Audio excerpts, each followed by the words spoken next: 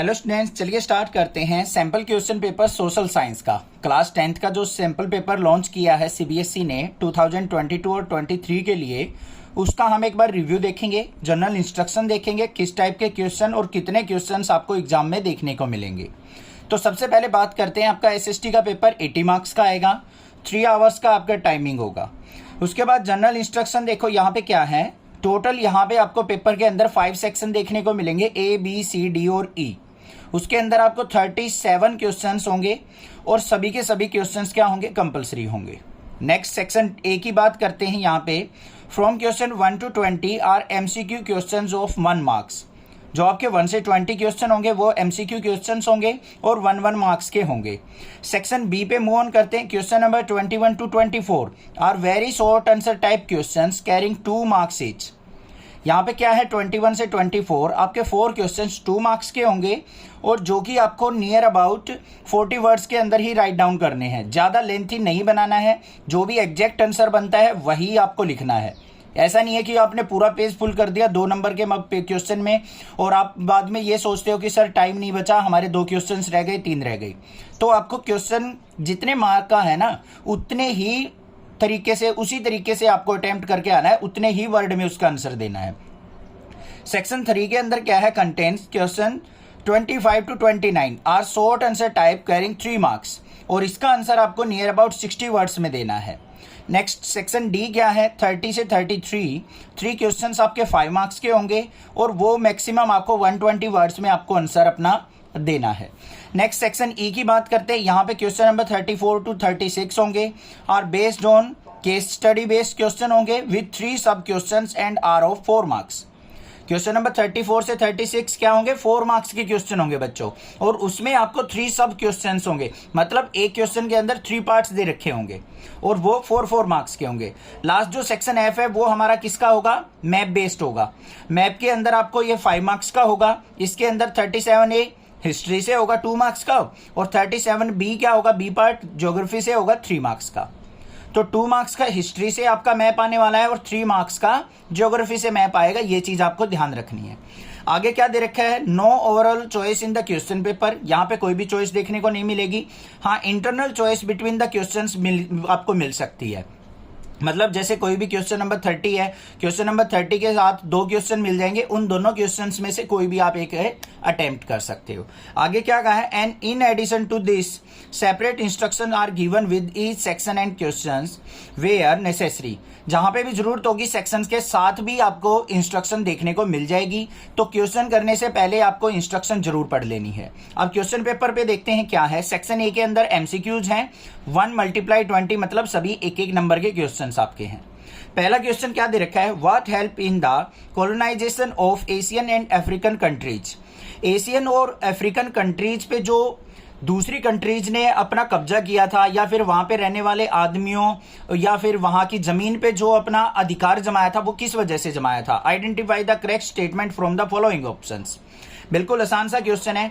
Technology, investment और improvement in the transport, ये तीनों चीजें चाहिए। टेक्नोलॉजी होनी चाहिए, इन्वेस्टमेंट के लिए पैसे होने चाहिए और इंप्रूवमेंट इन ट्रांसपोर्ट, मतलब एक स्टेट को दूसरे स्टेट से या एक कंट्री को दूसरी कंट्री से जोड़ने का ट्रांसपोर्टेशन होना चाहिए, तभी क्या किया जा सकता है, कोलोनाइजेशन, मतलब वहां पे अधिकार जमाया जा सकता है। तो सी ऑप्शन हो गया। आगे चलते हैं, which of the following newspaper was started by the बाल गंगाधर तिलक। बाल गंगाधर तिलक द्वारा कौन सा न्यूज़पेपर स्टार्ट किया गया था। बिल्कुल आसान सा क्वेश्चन है। यहाँ पे आपका क्या आएगा, यहाँ पे केसरी जो न्यूज़पेपर था वो बाल गंगाधर तिलक द्वारा आरंभ किया गया था। थर्ड क्वेश्चन पे चलते हैं। क्वेश्चन नंबर 3 क्या है, look at the picture given below, identify the name of the painter of this painting from the following options. Book के अंदर जिसने अच्छे से पढ़ रखी है ना एनसीईआरटी, वहां पे आपको ये पिक्चर मिलेगी और साथ में वहां पे ये भी बता रखा है कि ये जो पेंटिंग है वो किस पेंटर ने तैयार की थी। तो यहाँ पे सिंपल सी बात है, यहाँ पे राजा रवि वर्मा ने ये पेंटिंग आपकी तैयार की हुई है। नेक्स्ट क्वेश्चन जो है वो विजुअली इंपेयर्ड कैंडिडेट्स के लिए है, मतलब जिनको थोड़ी विजिबिलिटी में प्रॉब्लम है। तो ये क्वेश्चन भी आपको पता होना चाहिए वैसे तो, क्योंकि विजुअली इंपेयर्ड कैंडिडेट्स जो है वो पिक्चर को आइडेंटिफाई नहीं कर सकते। तो उनके लिए क्वेश्चन क्या है, who among the following was the author of the book Gita Govind. जो गीता गोविंद बुक थी उसको किसने लिखा था। तो यहाँ पे आंसर आ जाएगा हमारा जयदेव। ठीक है, ये आपको भी याद करना है। आगे क्या है, arrange the following in chronological order. यहाँ पे क्या कहा है, इन सभी जो हमें स्टेटमेंट दे रखे हैं इनको क्रोनोलॉजिकल ऑर्डर में लिखना है आपको। क्रोनोलॉजिकल ऑर्डर का मतलब क्या है, घटनाक्रम के अकॉर्डिंग कि कौन सी घटना हमारी कब घटी थी। सबसे पहले बात करें हम यहाँ पे, print culture created the conditions for the French Revolution. ये जो था फ्रेंच रिवॉल्यूशन जो स्टार्ट हुआ था, ये हमारा जो था print culture in French Revolution, ये नियर अबाउट 1780s के आसपास स्टार्ट हुआ था। आगे देखते हैं, Martin Luther writing led to the beginning of the Protestant reformation.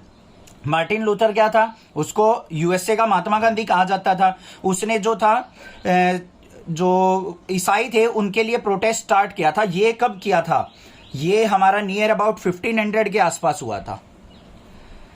मोनोक्यो री interpret the message of the Bible, Bible के मैसेज को री इंटरप्रेट मोनोक्यो ने कब किया था, थर्ड जो आएगा ये हमारा जो था ये 16th सेंचुरी के आसपास था। 16th सेंचुरी मतलब 1600 के आसपास।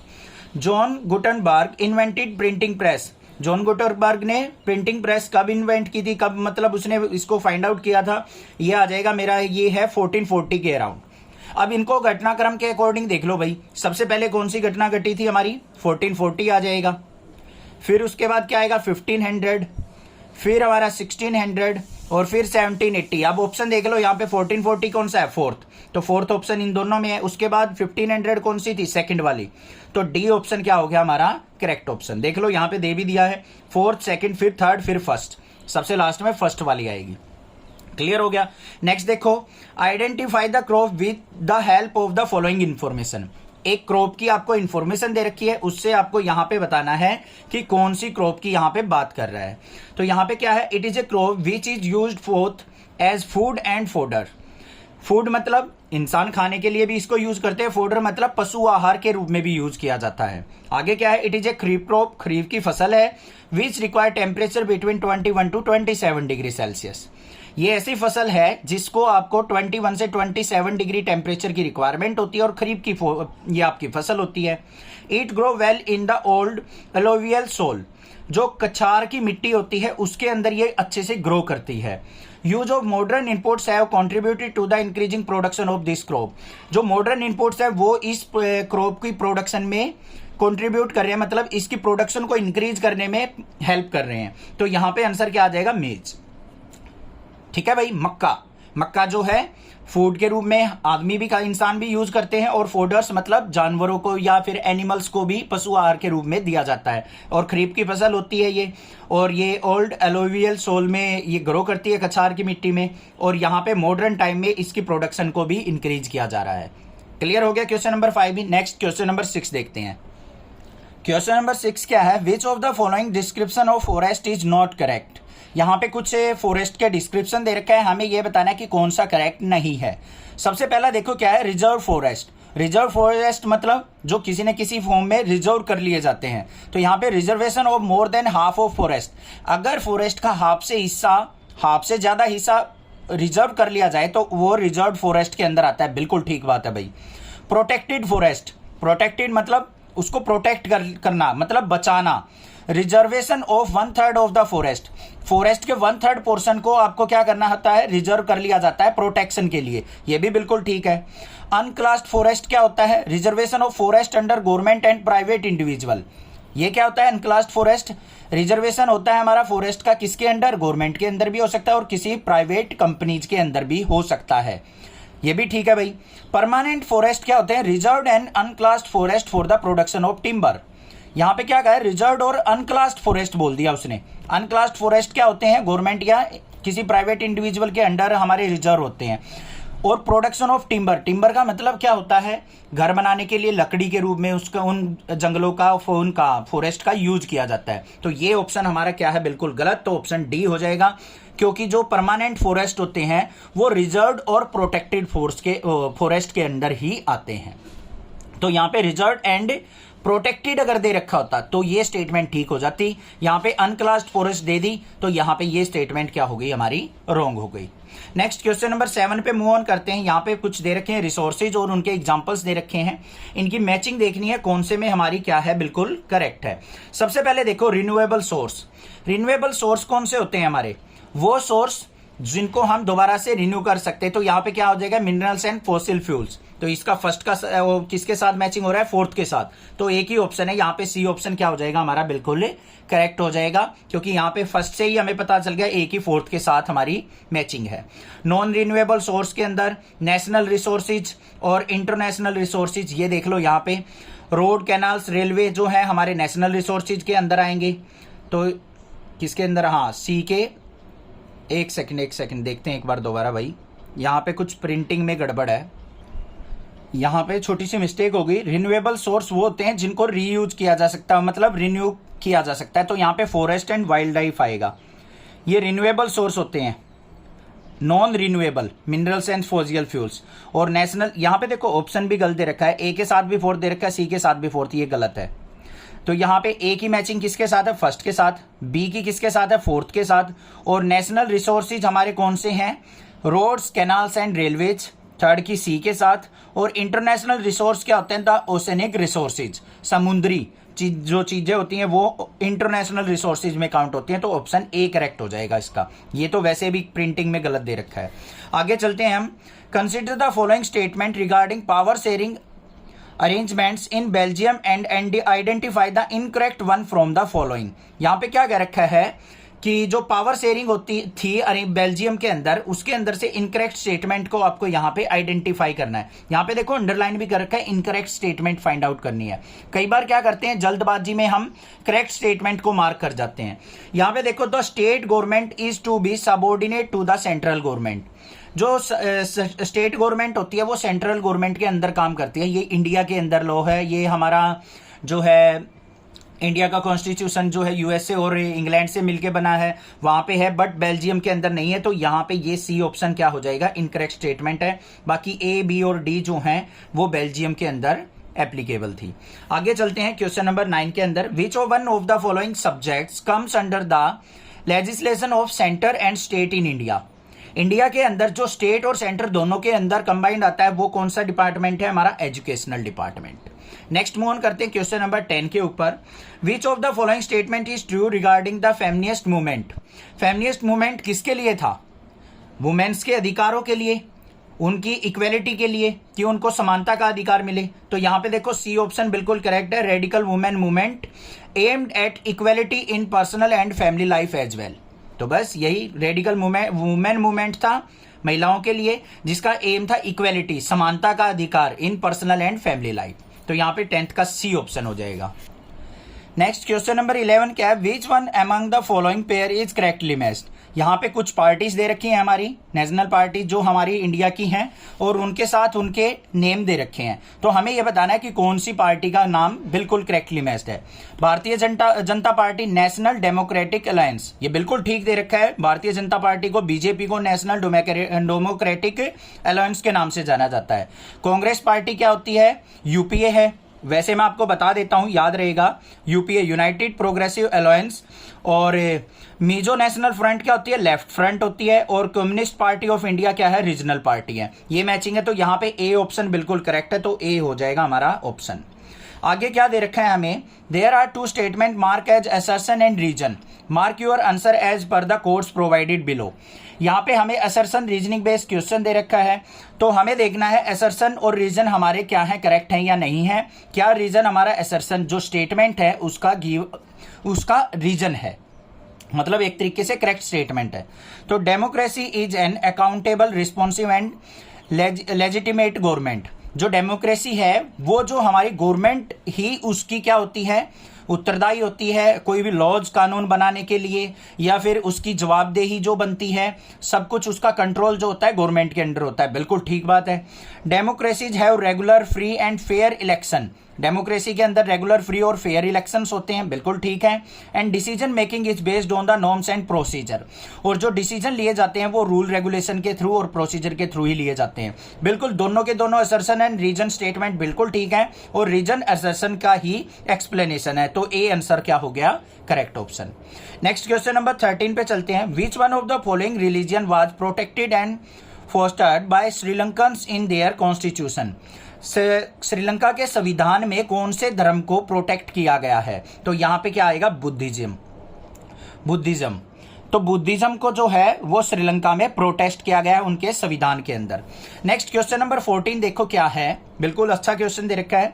Read the given data and find out children of which state are has attend maximum elementary school education. यहाँ पे कुछ स्टेट्स का डेटा दे रखा है, हरियाणा, केरला और बिहार का। तो हमें ये बताना है कि कौन सी स्टेट के बच्चे जो हैं हाईएस्ट या फिर maximum elementary school education gain कर रहे हैं। यहाँ पे उनकी पॉपुलेशन दे रखी है, इन्फेंट मोर्टेलिटी दे रखी है, मतलब डेथ रेट दे रखी है, लिटरेसी रेट 82, 94, 62 और नॉन अटेंडेंस रेशो दे रखी है 61, 83, 43।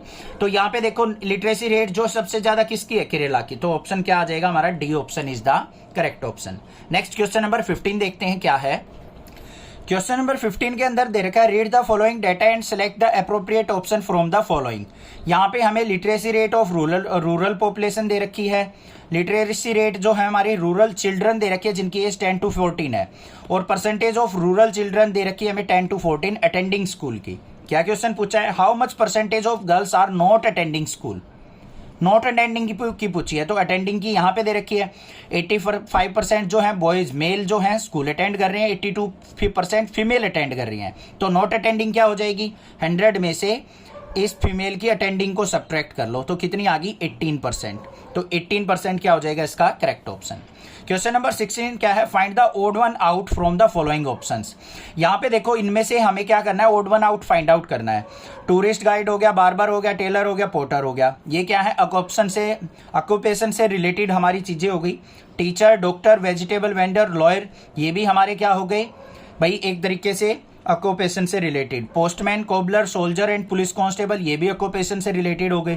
Indian railways, jet Airways, Doordarshan and metro. अब देखो यहाँ पे मिल गया आपको, इंडियन रेलवेज हैं, जेट एयरवेज, मेट्रो है, ये ट्रांसपोर्टेशन के हो गए, और दूरदर्शन क्या हो गया हमारा ब्रॉडकास्ट का, जैसे हमारा रेडियो स्टेशन होता है इंफॉर्मेशन ब्रॉडकास्ट करने के लिए। तो डी में क्या है हमारा ओड वन स्टेटमेंट है। आगे देखते हैं बात क्या है यहाँ पे, फिलिंग द ब्लैंक्स। हमें सेक्टर दे रखे हैं और criteria use. Primary sector, secondary और टेरिटरी सेक्टर किसके अंदर आते हैं, नेचर ऑफ इकोनॉमिक एक्टिविटी के अंदर। तो भाई ये इसने एग्जांपल दे दिया। तो यहां पे पूछा है जो ऑर्गेनाइज सेक्टर हैं और अनऑर्गेनाइज सेक्टर हैं वो किसके अंदर आएंगे, ये देखना है हमें। नेचर ऑफ एम्प्लॉयमेंट एक्टिविटीज हमारा जो होता है, एम्प्लॉयमेंट एक्टिविटी के अंदर ही ऑर्गेनाइज्ड और अनऑर्गेनाइज सेक्टर होते हैं। ए ऑप्शन ही मिल गया हमें। क्वेश्चन नंबर 18 देखते हैं क्या है, read the information given below and select the correct option. क्या है information, Rohan has taken a loan of ₹5 lakh from a bank to purchase a house on 12% rate of interest. रोहन ने क्या किया है, लोन लिया है बैंक से 5 लाख का 12% इंटरेस्ट पे। He has to submit paper of new house and salary record to the bank. What is this process called as. उसने क्या किया, अपने हाउस के पेपर्स जमा करवाए हैं और सैलरी रिकॉर्ड उसने बैंक में जमा कराए हैं प्रूफ के लिए। तो उस प्रोसेस को क्या कहेंगे, कोलेट्रल। कोलेट्रल का मतलब क्या होता है, कोई भी दस्तावेज जमा कराना एक तरीके से गारंटी के रूप में, कि भाई मैं आपको ये गारंटी दे रहा हूं अगर मैं पैसे नहीं चुका पाता हूं तो मेरी जो है न्यू हाउस की प्रॉपर्टी को आप जब्त कर सकते हैं। Salary record from the bank, bank में जो मेरी सैलरी आती है उस पे आप अपना कब्जा जमा सकते हैं। तो यहां पे क्या हो जाएगा, B option is the correct option. Question number 19, 20 और देखते हैं। क्वेश्चन नंबर 19 क्या है, which of the following international agencies allow free trade and work on mutual trade between countries. तो कौन सी जो है एजेंसी है जो फ्री ट्रेड को अलाउ करती है और म्यूचुअल ट्रेड बिटवीन कंट्रीज को, WTO वर्ल्ड ट्रेड ऑर्गेनाइजेशन जो है, यहाँ पे ऑप्शन आ जाएगा आपका। बिल्कुल आसान क्वेश्चन था। Identify the correct statement about the globalisation.